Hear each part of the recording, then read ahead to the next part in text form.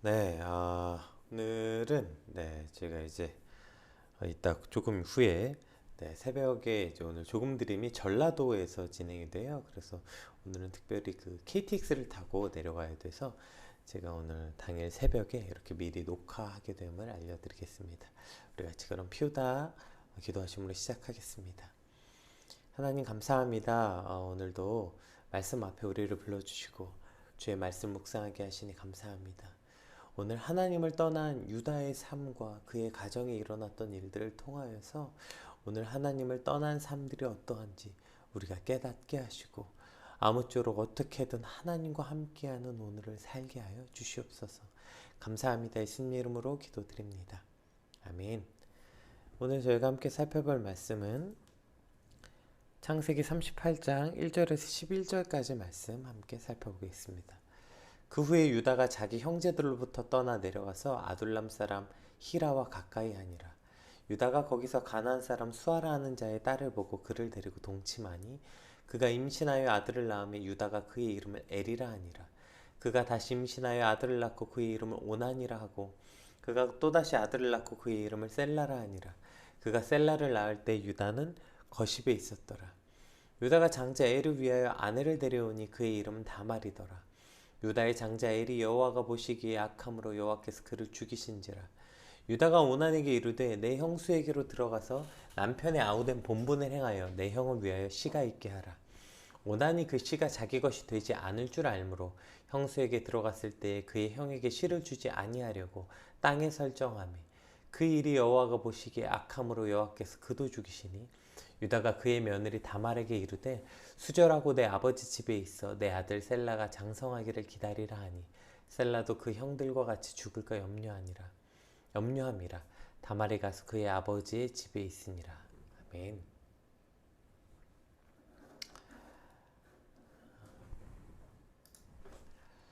네, 오늘 본문은 유다의 가문과 이제 그곳에서 일어난 사건을 기록하고 있는데요.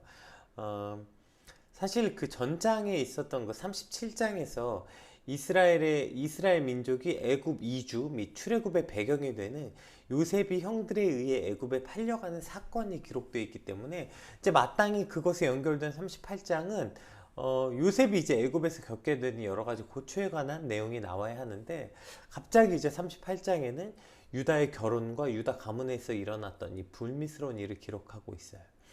따라서 이제 오늘 본문은 어떠한 의도에 의해서 특별히 삽입된 기사라는 사실을 알 수 있죠. 그리고 그 특별한 의도는 놀라운 하나님의 구속의 역사를 보여주게 됩니다. 이 놀라운 의도에 관해서는 이제 내일 본문에서 이제 다루게 될 테니까요. 내일 본문에서 자세히 살펴보고요. 오늘은 그 도입 기사의 배경에 관해서 먼저 한번 같이 살펴보겠습니다. 우리 1절을 한번 같이 읽어볼게요. 1절.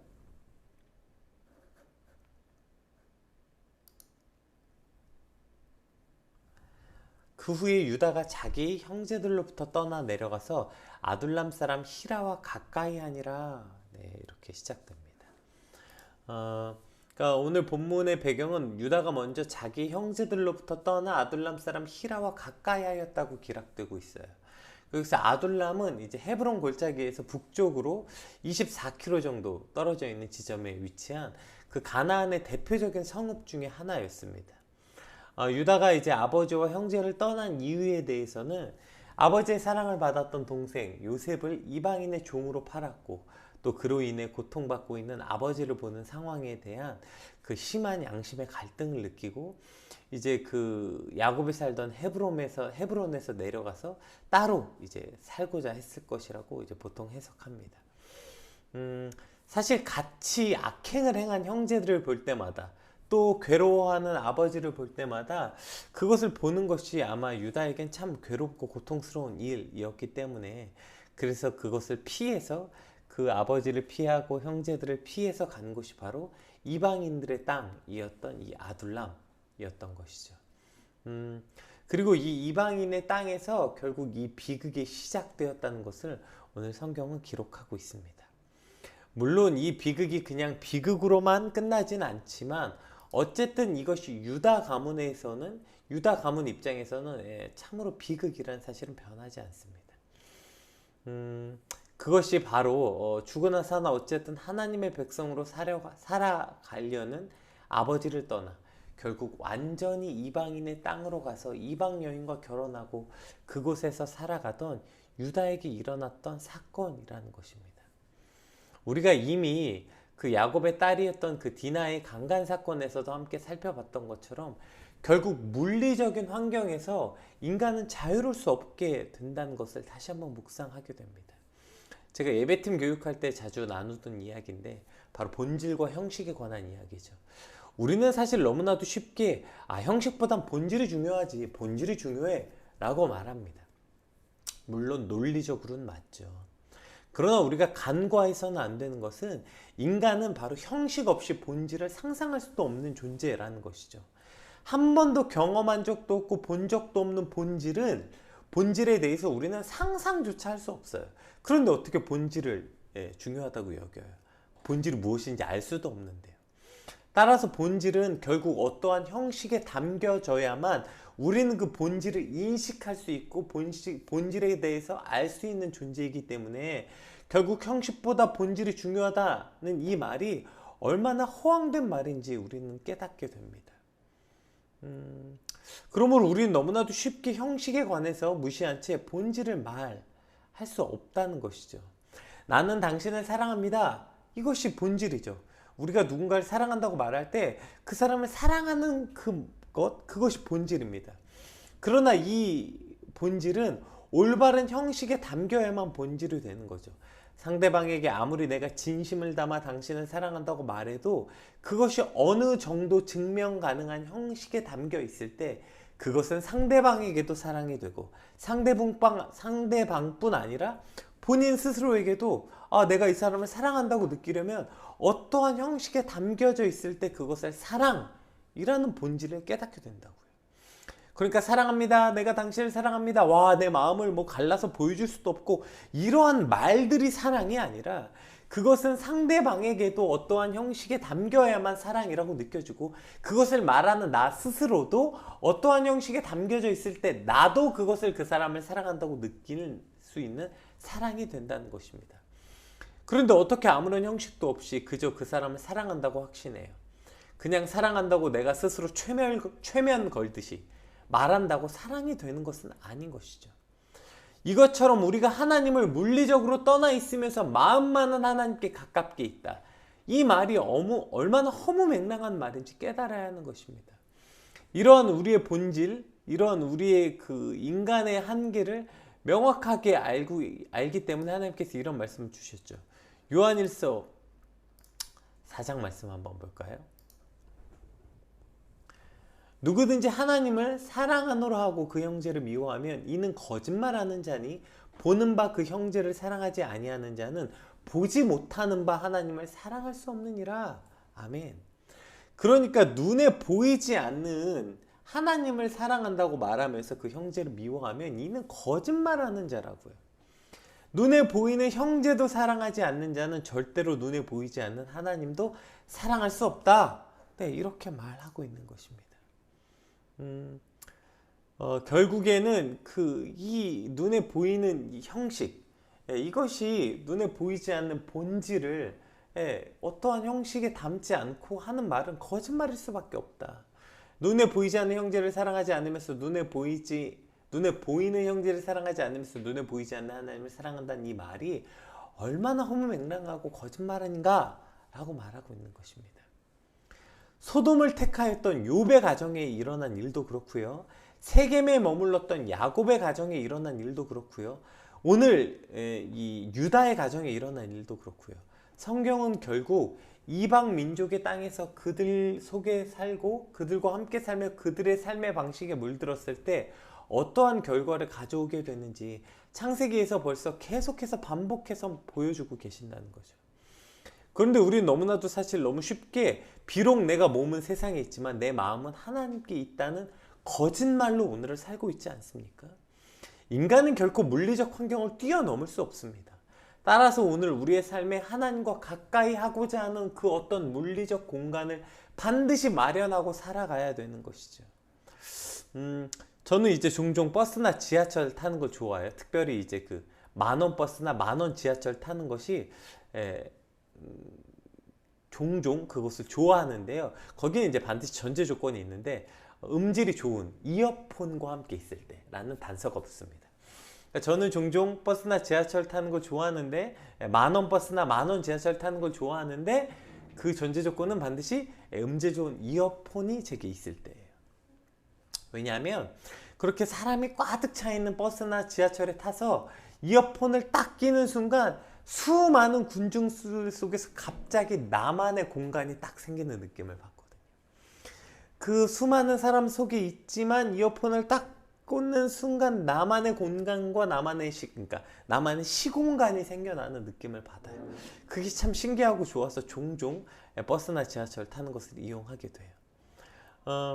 막 이리 치이고 저리 치이는 수많은 사람들 속에 있는데 신기하게도 이어폰을 딱 끼는 순간 공간이 분리되면서 나만 딱 있는 어떠한 느낌. 특별히 요즘에 그 노이즈 캔슬링 된 이어폰이 많잖아요. 그래서 그러한 느낌이 더 극대화되는 것 같아요.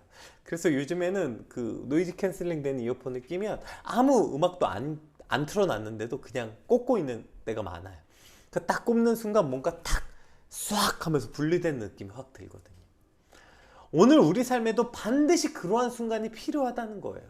괴로움과 죄가 있는 곳, 나 비록 거기 살아도 마치 이어폰을 끼는 순간 나만의 공간이 생기는 것처럼 괴로움과 죄가 있는 곳에서 하나님과 나 단둘이 딱 생기는 것 같은 그 공간적 분리, 물리적 시간과 공간이 반드시 필요한 거예요. 우리가 그렇게 이 세상을 살면서 그렇게 물리적으로 하나님과 내가 함께하는 시간과 함께하는 공간이 없을 때 우리는 결국 이방 민족의 삶의 방식에 따라 살게 되고 그들의 모습에 동화되어 살아가는 것이 매우 당연하다는 것입니다. 오히려 나는 비록 그곳에 살지만 강력한 의지와 믿음으로 믿음을 지키고 살고 있다는 말은 거짓말이고요. 그것은 그저 자기 기만일 뿐이죠. 그때 우리가 디나의 그 모습 속에서도 보았잖아요. 이것이 얼마나 말도 안 되는지. 야곱이 세겜에 머물러 10년이나 살면서 그곳에 비록 살고 있지만 내 딸과 내 아들들은 세겜 사람들의 삶의 방식에 동화되지 않기를 원한다. 이것이 얼마나 말도 안 되는 이야기입니까? 그곳에 살게 되면 디나가 그들의 딸들이 어떻게 살고 있는지 보고 싶은 마음은 당연한 거고 그들을 보러 나간 것이 당연한 것이죠. 오늘 우리가 이 땅에 살면서 세상에 살면서 그렇게 세상의 방식에 동화되지 않고 세상의 방식에 관심 갖지 않고 살아간다? 이것은 그저 자기 기만이고 거짓말일 수밖에 없는 것입니다. 따라서 세상 속에 살지만 세상과 같아지지 않는 유일한 방법은 물리적인 시간과 공간에서 하나님 앞에 나아가는 것뿐이에요.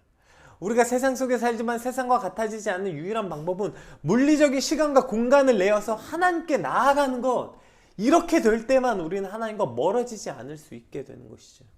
제가 아까 이어폰을 딱 꽂았을 때 뭔가 세상과 분리된 것 같이 오늘 우리가 이 아침에 나와서 하나님의 말씀을 묵상하는 이 시간도 바로 그러한 시간이죠. 우리가 세상을 시작하기 전에, 출근하기 전에, 오늘 하루 시작하기 전에 그렇게 뭔가 물리적으로 우리가 물론 괴로움과 죄가 있는 이 세상 속에서 지금 살고 있지만 그러나 그 시간 속에서 물리적으로 또 물리적 공간으로 또 시간적으로 시간을 떼어서 하나님 말씀 앞에 있는 시간이 바로 그렇게 세상 속에 있지만 세상과 같아지지 않는 유일한 방법이라는 것입니다. 따라서 오늘 어떻게든 하나님을 떠나지 않고 하나님 안에 살아가기 위해서 발버둥 치는 시간의 일환으로서 오늘 이 아침에 이렇게 하나님의 말씀을 묵상하는 거고요. 매 순간순간 또 오늘 하루를 살아가면서 시간을 내어서 기도하는 시간을 가지려고 하고 찬양도 듣고 그렇게 세상 속에 살지만 세상과 같아지지 않으려는 그 물리적 시간과 공간의 확보. 이것이 우리 삶에 반드시 필요한 거예요. 에이, 뭘 그렇게 해. 그냥 내가 하나님과 동행하지.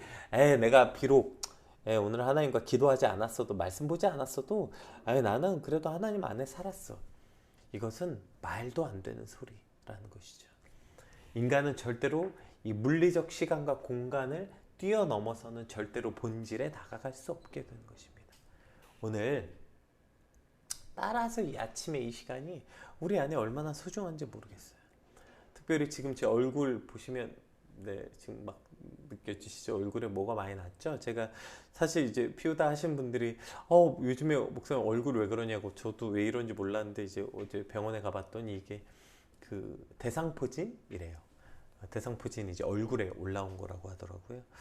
네, 그래서 사실 지금 몸이 굉장히 안 좋은데, 그리고 또 내일 아니죠.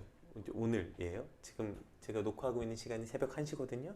네, 제가 6시에 40분 기차를 타야 되니까 5시에는 또 일어나야 되는데, 근데 여전히 뒤에 보시면 제가 센터에 있잖아요. 네. 그럼에도 불구하고 제가 말씀 앞에 선 이유도 한 가지예요. 제가 무슨 여러분에게 말씀을 꼭 전해야 된다는 투철한 사명감 물론 있습니다. 그것도 없진 않아요. 그런데 그것보다 더 본질적인 이유는요, 어떻게든 제가 괴로움과 죄가 있는 세상 속에 살지만, 그러나 그 세상 속에서 어떻게든 하나님 안에 살려는 저의 발버둥인 것입니다. 어떻게든 하나님을 떠나지 않고 그분 안에 살아가려는 이 시간과 공간의 분리, 그렇게 하나님과 가까이 하고 하나님과 단둘이 있는 시간들, 그것이 세상 속에 살지만 세상과 같아지지 않는 유일한 방법입니다.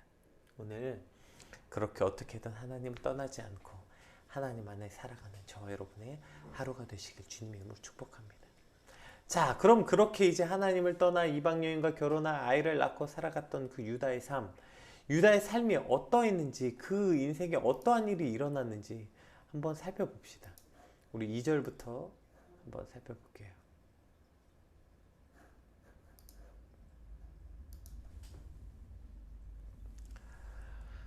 유다가 거기서 가나안 사람 수아라 하는 자의 딸을 보고 그를 데리고 동침하니 그가 임신하여 아들을 낳으며 유다가 그의 이름을 에리라 하니라. 그가 다시 임신하여 아들을 낳고 그의 이름을 오난이라 하고 그가 또다시 아들을 낳고 그의 이름을 셀라라 하니라. 그가 셀라를 낳을 때 유다는 거십에 있었더라. 자, 그리고 이제 어떠한 사건이 드러납니다. 유다가 장자 엘을 위하여 아내를 데려오니 그의 이름을 다말이더라. 유다의 장자 엘이 여호와 보시기에 악함으로 여호와께서 그를 죽이신지라. 유다가 오난에게 이르되 내 형수에게로 들어가서 남편의 아우된 본분을 행하여 내 형을 위하여 씨가 있게 하라. 오난이 그 씨가 자기 것이 되지 않을 줄 알므로 형수에게 들어갔을 때에 그의 형에게 씨를 주지 아니하려고 땅에 설정하매 그 일이 여호와가 보시기에 악함으로 여호와께서 그도 죽이시니 유다가 그의 며느리 다말에게 이르되 수절하고 내 아버지 집에 있어 내 아들 셀라가 장성하기를 기다리라 하니 셀라도 그 형들과 같이 죽을까 염려함이라. 다말이 가서 그의 아버지 집에 있으니라. 자, 이제 어떠한 사건이 일어나는데요.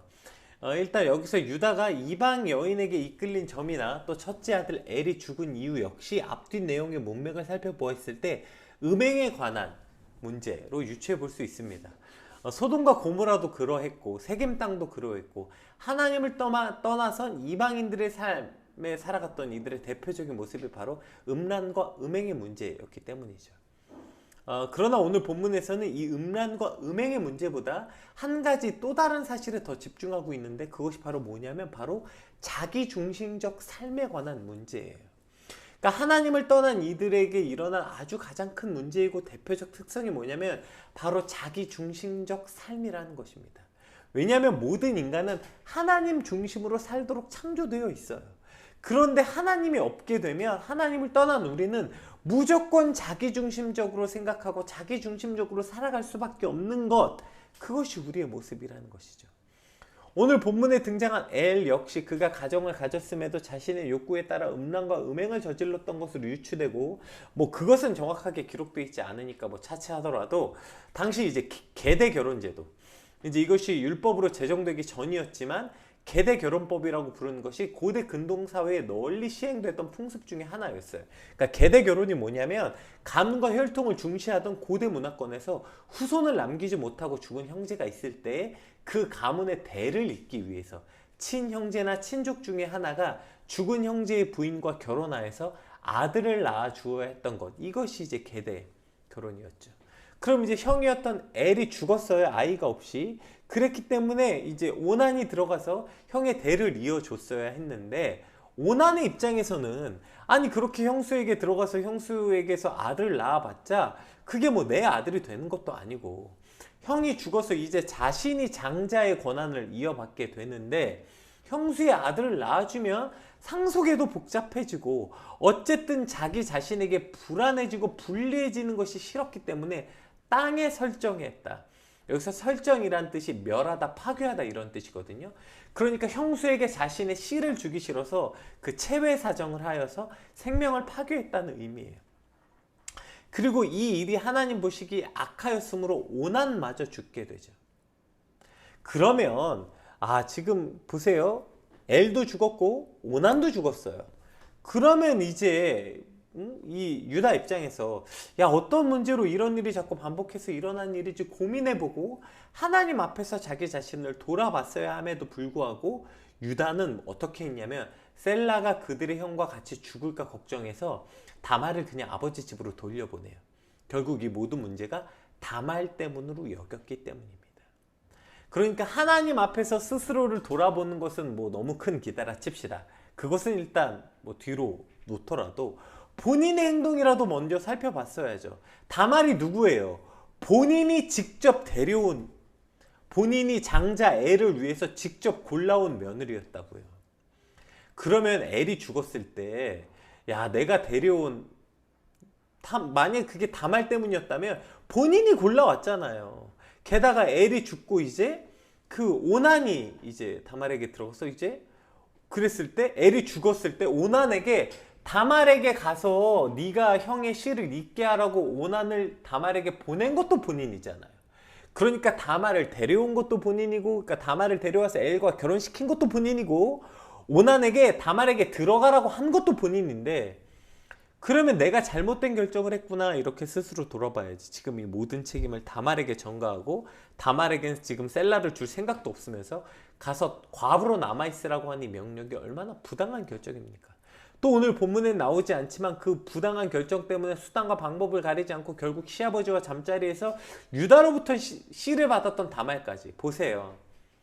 지금 자신의 욕망대로 행했던 엘이나 지금 자신의 씨를 주면 자신에게 이득이 되지 않을 걸 계산해서 결국 땅에 설정했던 이 오난이나, 그리고 지금 그 자신의 두 아들이 죽은 것을 지금 온전히 다말의 책임으로 돌리고 있는 유다나, 또 어떻게든 부당하다고 지금 아들을 얻겠다고 지금 시아버지를 속이고 지금 수단과 방법을 가리지 않고 시아버지로부터 잉태한 다말이나, 결국 이 모두가 얼마나 지독히도 자기중심적으로 생각하고 행동하는지 모르겠어요. 이것이 바로 하나님을 떠난 백성들의 삶의 가장 대표적인 특성이에요. 하나님은 물론이거니와 주변의 다른 사람마저 안중에도 없이 그저 자기밖에 모르는 이 왜곡된 삶의 모습이 바로 하나님을 떠난 이들의 삶의 대표적인 모습이고, 오늘 본문은 그들의 모습을 보여주고 있다는 것이죠.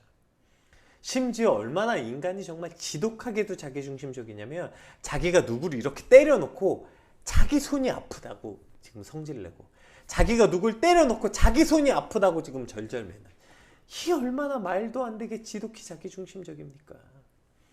자기가 누굴 때렸으면 그 맞은 사람이 얼마나 아플까 생각해야지, 자기가 때린 손이 아프다고 지금 자기 손 치료하고 자기 손에 약 바르는 이 지독히도 자기중심적인 인간적 모습이 오늘 우리 안에도 있지 않나 돌아봐야 되는 것이죠. 그저 내 생각, 내 고통, 내 수고, 여기밖에 생각 안 해. 내가 수고했고, 내가 고통받았고, 내가 지금 제일 힘들고, 나로부터 시작된 이 모든 것의 생각이 결국 하나님으로부터 멀어진 이들의 삶의 방식임을 반드시 기억하고 깨달아야 하는 것입니다. 하나님을 떠난 이들의 백성, 즉 우리 안에 하나님으로 채우지 않으면 우리는 우리 안을 나로 채웁니다. 그렇게 나로 채울 때 나의 그 자기중심성이 얼마나 지독히도 이기적이고 악한 일인 것인지 우리는 깨달아야 돼요. 내 생각으로 내가 가득 차고 내 수고, 내 노력, 내 것으로 가득 찼을 때 우리가 얼마나 괴물같이 변해버리는지 우리는 깨달아야 합니다. 우리는 심지어 그래서 내가 누군가를 상처 줘놓고도 지독하게도 내 중심적으로 판단해서 그 사람 때문에 내가 그렇게 됐다고 말해요. 오히려 그 사람을 때려놓고도 때린 내 손이 아프다고 그 사람에게 내 손을 치료하라고 말하는 이 지독히 자기중심적인 우리의 모습을 보게 되는 것입니다. 내가 손해보는 것 같고, 나만 수고한 것 같고, 나만 노력한 것 같고, 나밖에 보이지 않는다면 오늘 우리는 당장 그 삶에서 멈추고 내 안에 하나님이 없는 것이 아닌가. 내 안에 하나님으로부터 떠났기 때문에 이러한 일들이 발생했구나. 내 안에 하나님이 없구나. 이것을 빨리 깨달아 알아야 하는 것입니다. 결국 하나님으로부터 채워야 하는 인간이 하나님을 떠나면 결국 그 안에는 나로 채울 수밖에 없고, 그렇게 나로 채운 자기중심적 인간이 얼마나 악한지 우리는 돌아보고 묵상해 봐야 하는 것입니다. 오늘 창세기 38장은 갑자기 유다의 가문의 이야기를 등장시킵니다. 유다의 가문의 이야기가 등장하면서 결국 하나님을 떠난 백성들의 모습을 보여줘요. 오늘 우리 말씀 붙잡고 함께 기도할 때 하나님을 떠난 백성들이 어떠한 삶을 사는지, 얼마나 비참한 삶을 사는지 우리가 보게 됩니다.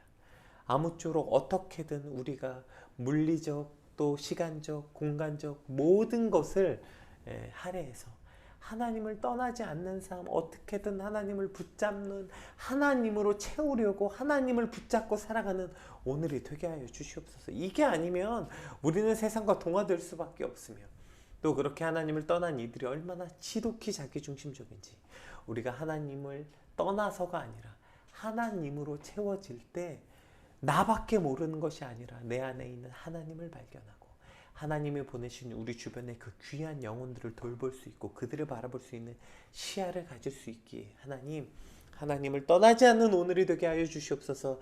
그래서 하나님을 떠나서 지독히도 자기중심적으로 자기밖에 모르는 인생이 되지 않게 하여 주시옵소서. 우리 그렇게 오늘 받은 말씀 놓고 함께 간절히 기도하겠습니다. 기도합시다.